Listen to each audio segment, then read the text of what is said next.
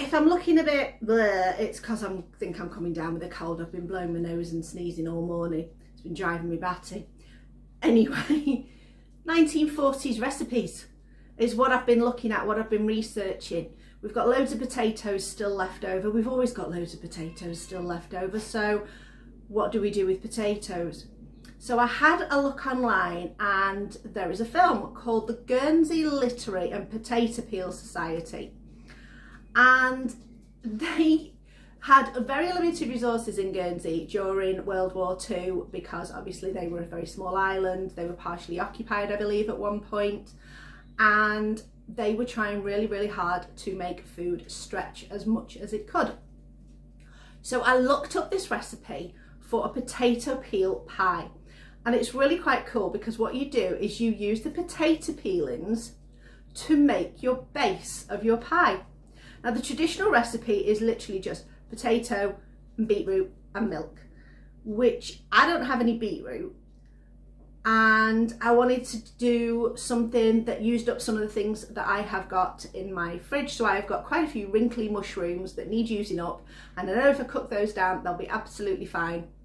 So what I've done is I have decided to make this recipe along the lines of the original recipe, but just do my own adaptation. So let's crack on with cooking.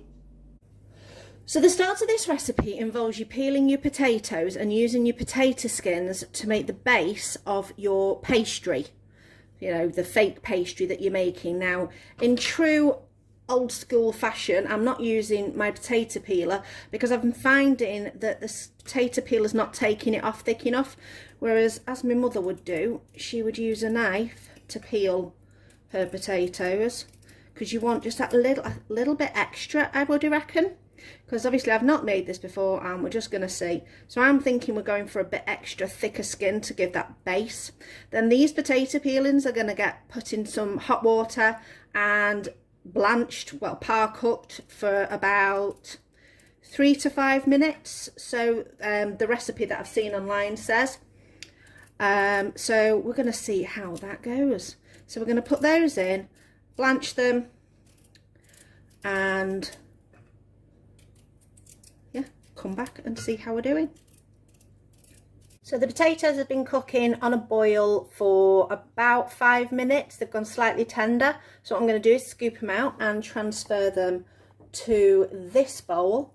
And then we are going to add some butter and some salt. And then that's going to go in the oven for a little while till it starts to crisp up. So let's pop those in. Oh, they're going to be steamy. So now is the time to artfully arrange them to create the crust. Let's see how we get on. Hopefully my asbestos fingers will work. If you don't have fingers that are similar to mine, then I suggest letting it cool for a little while. I reckon that big piece can probably be a base piece. So spread this all around. Take a few out just to make sure we've got enough space. Okay. Like I say, it's just about filling it all in so that you've got everywhere covered and a nice side and base coverage. Okay, I think we'll pop that one there. A little bit more around here. You can always break them and pop them in where you need them.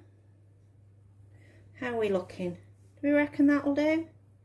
That'll create a nice base, I think. So I've got some butter, my handy dandy spatula, which we love. So I'm just going to dot little bits into there. Hopefully this will create a nice base. There we go. Spread that out a little bit. So a little bit of salt. Excuse me reaching over. A little bit of salt. And that is going to go into the oven at about 220 degrees 220 degrees C and I'm using a fan oven. And what I'm going to do is the rest of these potatoes are now going to get boiled up so that we can create the mash. Now, being a typical me, I'm not just putting the oven on for this. I have a plate of tomatoes ready. Let me whiz over and show you. Whee! So I've got a plate of tomatoes ready with some herbs and olive oil and some peppers, because I had loads of peppers from one of my boxes that I get. It was either my little box or my Morrison's box. So I'm going to pop those in the oven, and I'm going to give those a good roasting as well. So while the potatoes were boiling, I have cooked off these mushrooms. These are the ones that were going a little bit crinkly in the fridge, so they needed using up. And in good wartime fashion, you use up what you have got and you don't waste anything. So what I'm going to do now is I'm just going to take these out of this pan, and we're going to make a little bit of a sauce to go with them. You wouldn't have had a lot of butter to be able to waste doing this, so what I'm going to do is I'm just going to thicken some vegetable stock with some corn flour. I'm going to be cheeky and steal some of the water from the potatoes just to set it off. So start that off there, and I'm going to add some vegetable stock. Now, if you have your own vegetable stock in the freezer, use that. I'm just using this for speed today. And I'm going to whisk that in.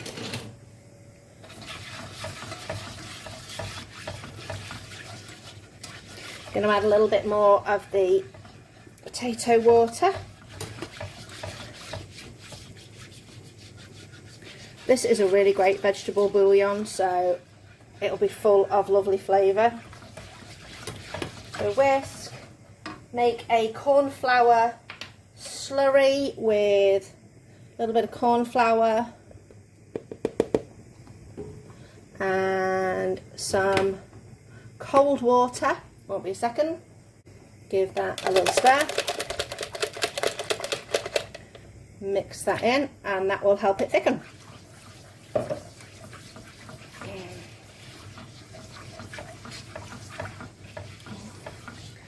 You can already see it thickening off.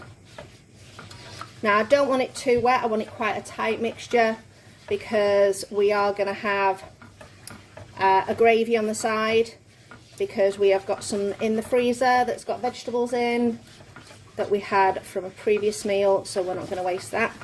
So now, once I've got that, I'm going to add my mushrooms back.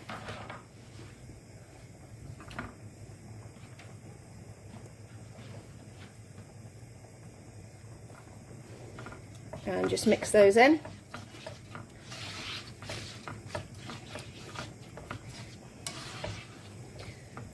So this is going to go on top of the potatoes, and then with the mash on top. So we'll just leave that to heat up nicely.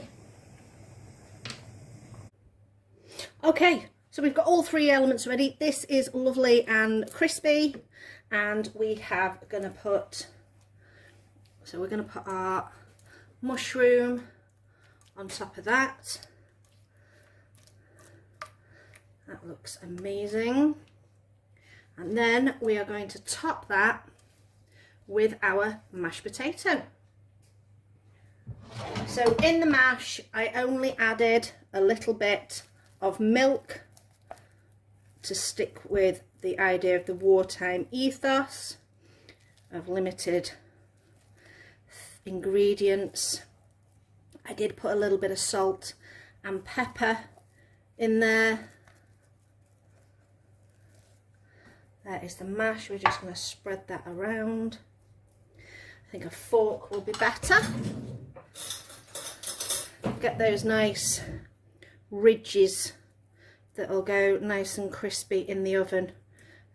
That's the best thing about doing a mash top in the oven, is all those ridges. I have a feeling though, because of the mushrooms, this is going to bubble over, so I'm going to put a tray underneath it when it goes in the oven, so we just don't end up with a massive mess everywhere, and I will show you this when it has been baked.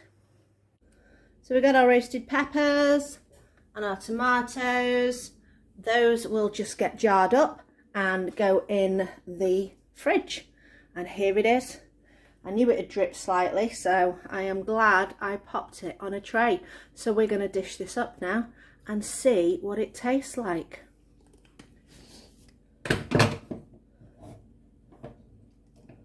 Okay, let's go for it.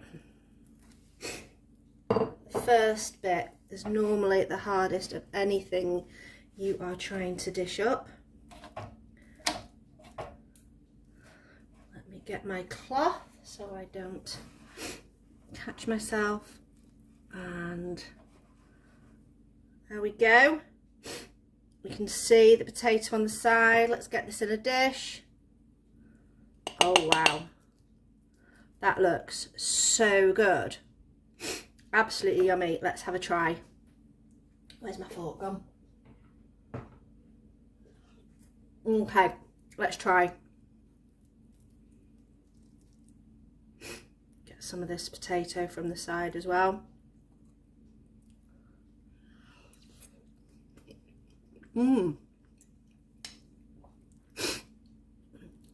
Oh wow, that's lovely. Just having the potato as a different texture is really, really nice.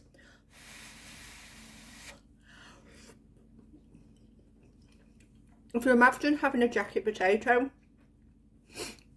so you've got the skin on the outside that's got slight crispiness to it, and then you've got the fluffy mash.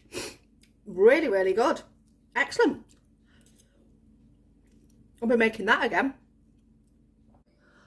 Well, I feel so much better after having that. It tasted so good. I really, really enjoyed it. I love the idea of using the potato peels as the base. It had a real jacket potato-y taste to it because you've got those peelings in there that had been really nicely cooked. I am definitely making it again. Chris said it was a really good hit.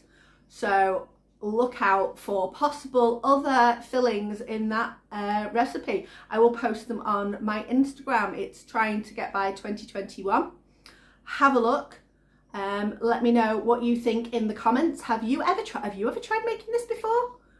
What do you do with your potato peelings? I normally put mine just straight into the air fryer and fry them off and eat them like crisps. No, it was brilliant. Really, really good recipe. Definitely going in the book and being made again. Thanks for watching. Please like and subscribe and hit me up with some comments. See you next time.